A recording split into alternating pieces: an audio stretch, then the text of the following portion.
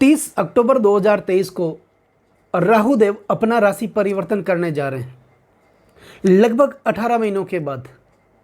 जिनको ये नहीं पता है उनको मैं बता दूं, राहु और केतु का राशि परिवर्तन 18 महीनों का होता है और 18 महीनों के बाद ही ये दोनों ग्रह अपना राशि परिवर्तन करते हैं।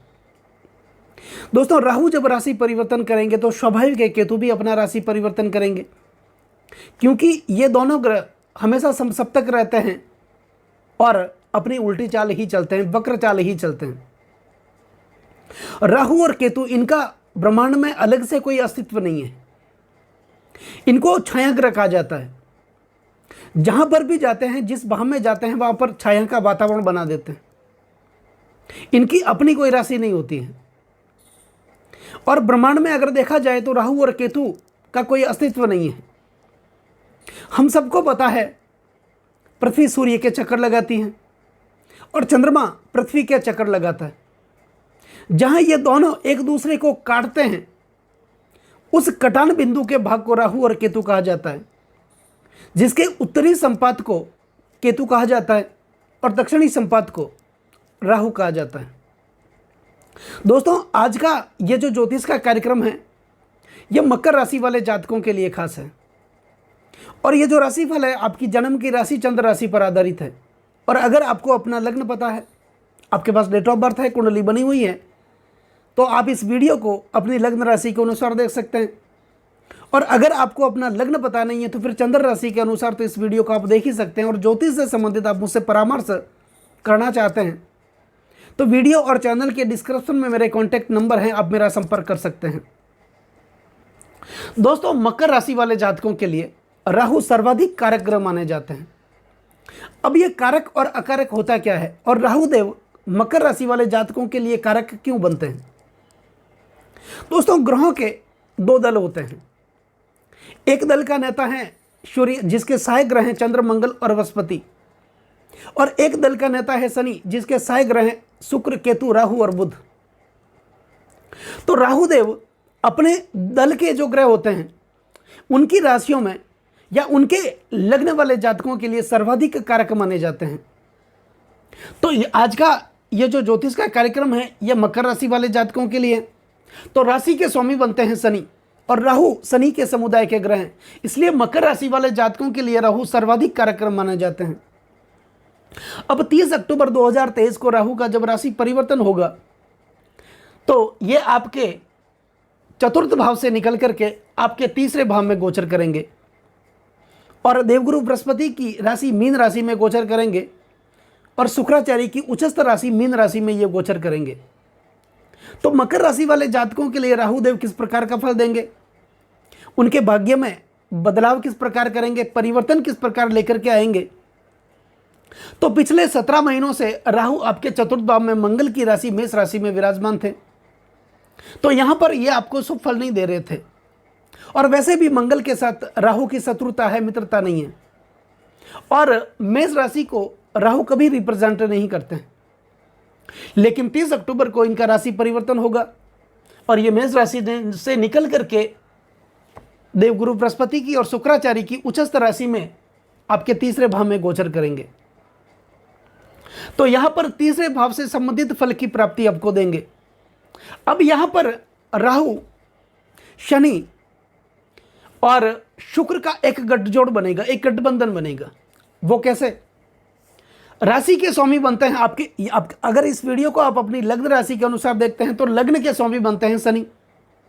अगर चंद्र राशि के अनुसार इस वीडियो को देखते हैं तो आपकी राशि के बनते हैं राशि के स्वामी बनते हैं शनि। और शनि के प्रबल मित्र माने जाते हैं राहु, इसके समुदाय के ग्रह हैं। और यही राहु शुक्राचार्य की उच्चस्थ राशि में गोचर करेंगे। तो शुक्राचार्य कौन है? शुक्राचार्य दैत्यों के गुरु है और राहु एक दैत्य ग्रह है। तो जब अपने गुरु की उच्च राशि में ये जाएंगे तो इनको शुक्र का भी बल प्राप्त होगा। लग्ने शनि है तो शनि का भी बल प्राप्त होगा। तो और तीसरे भाव में राहु हमेशा अच्छी स्थिति में माने जाते हैं। दोस्तों, बार बार मैं ये बताता हूं कि चाहे वो जन्म कुंडली हो या गोचर की कुंडली, तीसरे, छठे व 11वें भाव को त्रिषणा भाव कहा जाता है और इन भावों में पाप ग्रहों का रहना और विशेष करके राहु जैसे ग्रहों का रहना अत्यंत शुभ माना जाता है।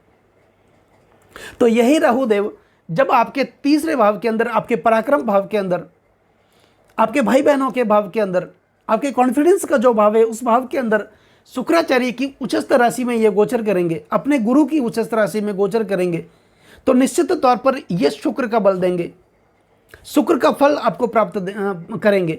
और मकर लग्न वालों के लिए या फिर मकर राशि वाले जातकों के लिए ये शनि का फल प्रदान करेंगे। तो यहाँ पर 3 ग्रहों का एक बल मकर राशि वाले जातकों के लिए प्राप्त होगा।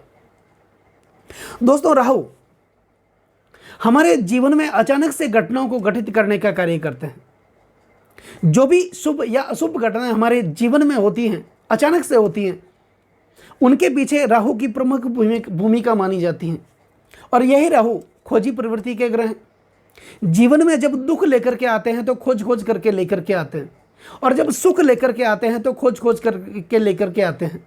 और यही राहु मायावी ग्रह हैं, अपनी माया का प्रभाव समय समय पर दिखाते रहते हैं। हमारे 9 ग्रहों में राहु एकमात्र ऐसा ग्रह है, इनमें इतना सामर्थ्य है कि व्यक्ति को अचानक से रंक से राजा बना देते हैं और राजा से रंक बना देते हैं। ये अनैतिक प्रवृत्ति से भी पैसा देते हैं, शॉर्टकट में भी व्यक्ति को जमीन से आसमान में बैठा देते हैं, फिर ये परिणाम की परवाह नहीं करते हैं। और यही राहु देव जब आपके तीसरे भाव में गोचर करेंगे तो तीसरे भाव का फल तो आपको देंगे ही, लेकिन शनि का फल भी देंगे और शुक्र का फल भी देंगे, क्योंकि राहु की अपनी कोई राशि नहीं होती। ये जिस राशि में, ऐसा माना जाता है कि जिस राशि में होते हैं उसके राशि के स्वामी का ही फल प्रदान करते हैं। तो यहां पर जब राहु आपके तीसरे भाव में विराजमान होंगे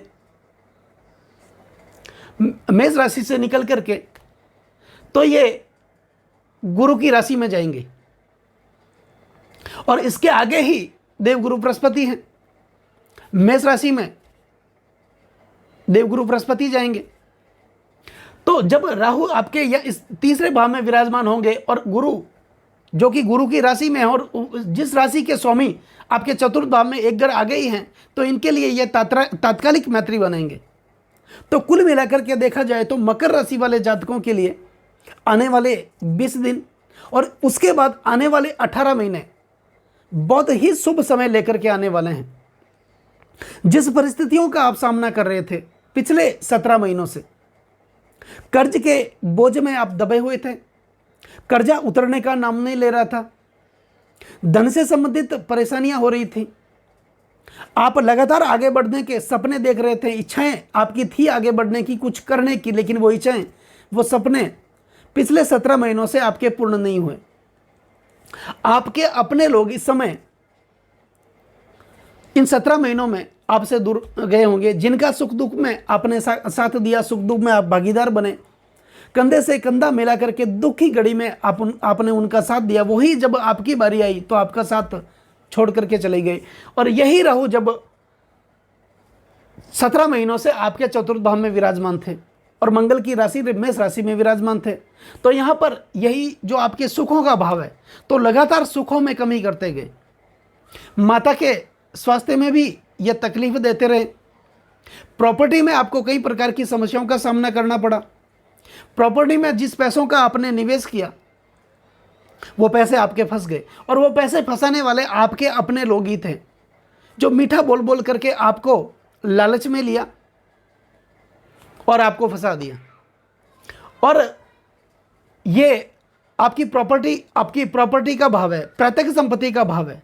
तो राहु देव ने पिछले 17 महीनों से प्रॉपर्टी से संबंधित समस्याएं आपको दी होगी, कोर्ट कचहरी से संबंधित समस्याएं आपको दी होगी, लेकिन जब चतुर्थ भाव से निकल करके ये आपके तीसरे भाव में जाएंगे, तो तीसरे भाव में राहु हमेशा अत्यंत शुभ फल प्रदान करते हैं।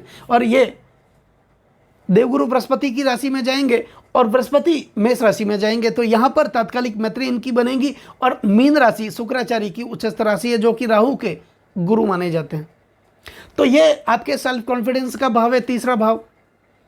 तो इस समय में होगा क्या कि आप अपना जो वित्तीय लक्ष्य है वो आप हासिल करेंगे।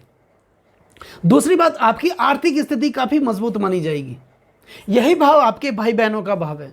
तो भाई बहनों के साथ विवाद चल रहा था, तनाव चल रहा था, मनमुटाव चल रहा था, तो वो मनमुटाव आपका दूर होगा और निरंतर 18 महीनों में आप प्रगति हासिल करेंगे। यही भाव आपके बैंकिंग सेक्टर का भाव भी माना जाता है। यह आपके नेटवर्किंग का भाव है, यह आपके संचार का भाव है, यह आपके मार्केटिंग का भाव है। तो राहु तो है ही मार्केटिंग के ग्रह। भाई राहु तो राजा हैं। राजा किसके? आपके सपनों के राजा, आपकी इच्छाओं के राजा। जो इच्छाएं, जो सपने आप देख रहे थे पिछले 17 महीनों से, वो सपने पूरे करने के लिए, वो इच्छाओं की पूर्ति करने के लिए तो राहु आपके तीसरे भाव में परम पिता परमात्मा की कृपा से उपस्थित हुए हैं। तो निश्चित तौर पर आप मानिए कि आप इन 18 महीनों में आने वाले 30 अक्टूबर के बाद आप अपने जीवन में लक्ष्य को हासिल करेंगे और लगातार आप पद और प्रतिष्ठा की आपको प्राप्ति होगी। ऊंची पदवी, मान मर्यादा और प्रतिष्ठा की आपको प्राप्ति होगी। आपके सपने पूरे होंगे। आप जिस कर्ज के दलदल में फंसे हुए थे, वो कर्जा एक बार फिर से उतरने का नाम लेगा। आप पिछले 17 महीनों से जो लोन आपने लिया था, जो निवेश आपने किया था, चाहे वो नौकरी में निवेश किया था, बिजनेस में निवेश किया था या प्रॉपर्टी में निवेश किया था, वो पैसा आपका फंसा हुआ था। लेकिन इन समय में 30 अक्टूबर के बाद या फिर आने वाले 20 दिन ये पैसा आपका धीरे धीरे निकलेगा। जो फंसा हुआ पैसा था वो धीरे धीरे निकलेगा। दोस्तों, जो भी ग्रह जिनका राशि परिवर्तन लंबे समय तक इफेक्ट डालता है, वैसा ग्रह जब राशि परिवर्तन करता है, जिस तारीख को वो राशि परिवर्तन करता है, उस तारीख से 1 से सवा महीने पहले ही अपना प्रभाव दिखाना शुरू कर देता है। तो यहाँ पर आने वाले 20 दिन और उसके बाद आने वाले 18 महीने आपके जीवन के निर्माण के लिए काफ़ी महत्वपूर्ण साबित होने वाले हैं। और आप यूँ समझ सकते हैं कि राहु आपको राजा के समान जीवन यापन देने वाले हैं, आपके सपने पूरे करने वाले हैं। अब दोस्तों, राहु की 3 दृष्टियाँ होती हैं। राहु जिस भाव में बैठते हैं उस भाव से पंचम भाव में दृष्टि करते हैं, सप्तम भाव में दृष्टि करते हैं और नवम भाव में दृष्टि करते हैं। और यही राहु देव जब आपके तीसरे भाव में होंगे तो राहु की जो पंचम दृष्टि होगी 1, 2, 3, 4 और 5 आपके सप्तम भाव पर होगी। दोस्तों, सप्तम भाव किसका है? सप्तम भाव है वैवाहिक सुख का। सप्तम भाव है दाम्पत्य जीवन का, पति पत्नी का, यौन संबंधों का भाव है। और यही भाव दशम से दशम होने के कारण आपके कार्यक्षेत्र का भाव है, आपके दोस्तों का भाव है, आपके मित्रों का भाव है और विशेष करके ये जो भाव है आपके सपनों का भाव है। तो जो सपने पिछले 18 महीनों से आप देख रहे थे, 17 महीनों से आप देख रहे थे, निश्चित तौर पर वो सपने आपके पूर्ण होंगे। पति पत्नी के रिश्ते बेहतर होंगे, प्रेम भरा वातावरण उनमें उत्पन्न होगा, आपके जो पारिवारिक रिश्ते अच्छे होंगे और जो आप नए नए प्रेम बंधन में बंधे हैं, प्रेम के बंधन से बंधे हैं, नया नया प्रेम हुआ है, वो प्रेम एक बार फिर से विवाह में बदलने की संभावना इन 18 महीनों में 30 अक्टूबर के बाद होती हुई दिखाई दे रही है। आपके दोस्तों से आपको आर्थिक लाभ की प्राप्ति होगी, आपके मित्रों से आपको सहायता मिलेगी, आगे बढ़ने के लिए प्रेरणा मिलेगी। अगर आप पार्टनर के साथ व्यापार कर रहे थे और उनमें पिछले 17 महीनों से मनमुटाव चल रहा था, एक तनाव चल रहा था, वो तनाव आपका दूर होगा। पार्टनर के साथ आपके संबंध बेहतर होंगे और उन्हीं पार्टनर के साथ, भागीदार के साथ आप निरंतर प्रगति हासिल करेंगे। अब राहु की सप्तम दृष्टि जारी है आपके भाग्य स्थान पर और भाग्य स्थान में केतु विराजमान है। दोस्तों, ऐसा कहा जाता है कि केतु वैराग्य के ग्रह है, केतु मोक्ष के ग्रह हैं। यह हमें ईश्वर से जोड़ते हैं, हमें आध्यात्म से जोड़ते हैं, यही हमें धर्म से जोड़ते हैं। दोस्तों, राहु और केतु नाम सुनते ही लोगों के होश उड़ जाते हैं और विशेष करके केतु। और इसका भी एक कारण है, क्योंकि इस दुनिया में गृहस्थ जीवन जीने वाले लोगों का जो तबका है वो बहुत बड़ा है और उस गृहस्थ जीवन पर केतु जैसे ग्रहों की छाया पड़ जाए तो फिर क्या होगा? मुश्किल, अनर्थ। क्योंकि केतु वैराग्य के ग्रह हैं, संसार के आकर्षण को खत्म करने वाले, संसार के सुखों को खत्म करने वाले और एक पलायनवादी सोच उत्पन्न करने वाले ग्रह जो हैं वो है केतु। और यही केतु आपके भाग्य स्थान में है। तो निश्चित तौर पर भाग्य में आप ये समझ सकते हैं कि यहाँ पर अध्यात्म पे आपकी रुचि होगी, आपको भगवान के प्रति जो श्रद्धा है वो आप में एक बार फिर से जागृत होगी। और जब राहु की सप्तम दृष्टि भी केतु पर जाएगी और आपके भाग्य स्थान पर जाएगी, तो राहु तो यहाँ पर मकर राशि वाले जातकों की मैं बात कर रहा हूँ, यहाँ पर राहु सर्वाधिक कारक ग्रह माने जाते हैं। और कारक ग्रह के साथ राहु तीसरे स्थान के अंदर त्रिशरा भाव के अंदर अत्यंत शुभ फल प्रदान करते हैं। तो राहु की स्थिति तो मजबूत है। इसमें भी अगर देखा जाता है कि आपकी जन्म कुंडली में राहु किस भाव में विराजमान है, किस स्थिति में विराजमान है, यह भी देखना सबसे महत्वपूर्ण माना जाता है। क्योंकि आपकी अगर जन्म कुंडली है आपके पास, तो जन्म कुंडली का अध्ययन करना आपको बहुत ज़रूरी है। जन्म कुंडली में अगर राहु केंद्र त्रिकोण में विराजमान है, या फिर कारक बन के विराजमान है, या फिर मित्र ग्रहों के साथ हैं, तो फिर निश्चित तौर पर आप मान सकते हैं कि राहु का यह राशि परिवर्तन आपके जीवन में बदलाव लेकर के आने वाला है, आपको जमीन से आसमान में बिठाने वाला है, राजा के समान जीवन यापन देने वाला है। लेकिन अब दो तरीके से आप राहु को देख सकते हैं, लग्न कुंडली के अनुसार और चंद्र कुंडली के अनुसार। अगर आपकी जन्म कुंडली में राहु शुभ भाव में है, अच्छी स्थिति में है, और चंद्र कुंडली में अगर अशुभ स्थिति में है, तो इसका परिणाम आपको मध्यम मिलेगा। यही राहुदेव जब आपकी लग्न कुंडली में अच्छी स्थिति में है, केंद्र त्रिकोण में है, उच्चस्थ है, कारक बन के विराजमान है, मित्र ग्रहों के साथ है, और चंद्र कुंडली में भी आपकी अच्छी स्थिति में है, तो ये उत्तम परिणाम देने वाले होंगे। इसके विपरीत अगर आपकी जन्म कुंडली में राहु अशुभ स्थिति में है और चंद्र कुंडली में भी अशुभ स्थिति में है, तो फिर थोड़ी बहुत समस्याओं का आपको सामना करना पड़ सकता है। तो सबसे पहले आपको अपनी कुंडली का अध्ययन, जन्म कुंडली का अध्ययन करना बहुत ज़रूरी है, और उसी के अनुसार आप फल कथन कर सकते हैं। राहु की जो वर्तमान ग्रह गोचर की स्थिति को देख करके आप जान सकते हैं कि राहु आपको किस प्रकार का फल देने वाले हैं। लेकिन चंद्र कुंडली जो आपकी है, लग्न कुंडली, अगर आप उसको लग्न कुंडली के अनुसार देखते हैं, तो मकर राशि वाले जातकों के लिए या फिर मकर लग्न वाले जातकों के लिए राहु सर्वाधिक कारक माने जाते हैं, और यही तीसरे भाव के अंदर, त्रिशरा भाव के अंदर विराजमान है। और शुक्राचार्य की उच्चस्थ राशि मीन राशि में अपने गुरु की उच्च राशि में विराजमान है। तो निश्चित तौर पर एक समय तो आप ऐसा भी मान सकते हैं कि ये आपके जीवन में बदलाव, परिवर्तन करने वाले हैं और आपको निश्चित तौर पर आगे बढ़ाने वाले हैं। और इन्हीं राहुदेव की जो नवम दृष्टि होगी वो होगी आपके एकादश भाव पर। दोस्तों, एकादश भाव किसका है? एकादश भाव है लाभ का भाव, आपकी इनकम का भाव, आपके सपनों का, आपकी इच्छाओं का भाव। ये भाव आपके प्रॉफिट का भाव है। तो इस 20 दिनों में और आने वाले 18 दिनों में आपका लक्ष्य केवल पैसे पर होगा। आपके सपने को पूर्ण करने में आपका लक्ष्य होगा, आपकी इच्छाओं को पूर्ण करने में आपका लक्ष्य होगा, और आप जी जान से उस लक्ष्य में जुड़ जाएंगे। आपके अंदर आत्मविश्वास की प्राप्ति होगी, और कहीं ना कहीं आपकी कोई पदोन्नति रुकी हुई है, आपका प्रमोशन रुका हुआ है, तो ये प्रमोशन इन 20 दिनों में और आने वाले 18 दिनों में 30 अक्टूबर के बाद पदोन्नति आपको मिलने वाली है, प्रमोशन आपको मिलने वाला है। तो यहाँ पर शनि आपके लग्न के स्वामी बनते हैं, शनि आपकी राशि के स्वामी बनते हैं। अगर राशि कुंडली के अनुसार इस वीडियो को आप देख रहे हैं, तो शनि तो है ही कर्म के कारक, न्याय के देवता।